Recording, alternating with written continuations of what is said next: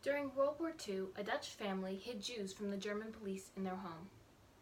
On February 28th of 1944, the Gestapo raided the family's house, arresting them.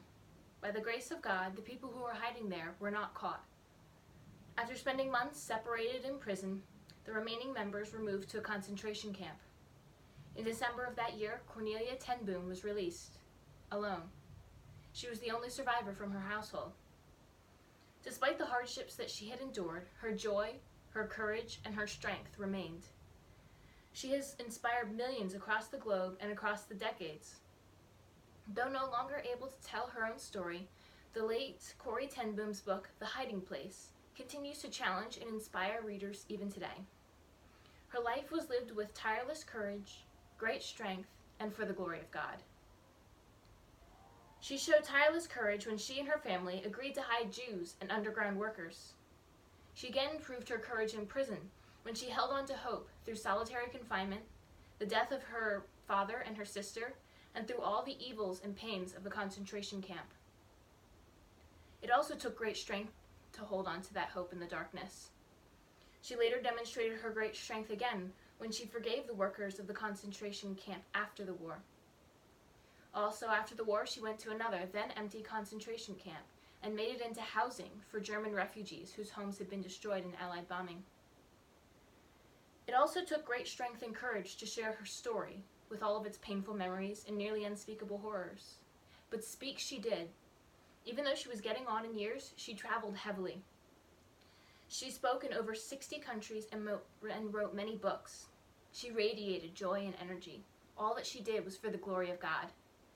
Corrie ten Boom is a true hero of the Christian faith.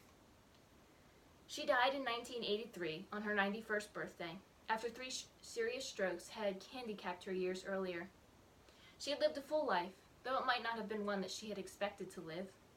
Before being arrested, she was a spinster watchmaker, caring for her aging father and sister.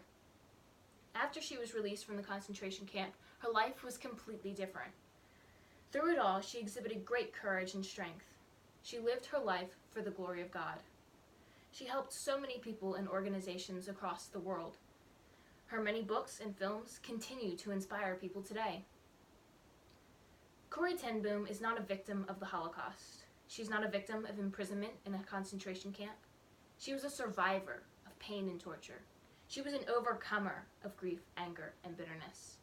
And she lived like a survivor and an overcomer, because her hope was in her God, who was bigger than her circumstances and was working for his glory.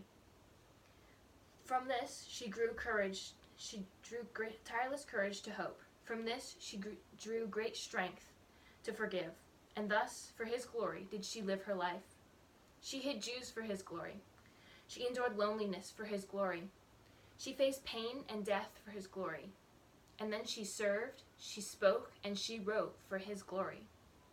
And of the depths of darkness and pain that she had seen and experienced, she said, "There is no pit so deep that God's love is not deeper still." May we never forget this incredible woman and her amazing faith in her great God.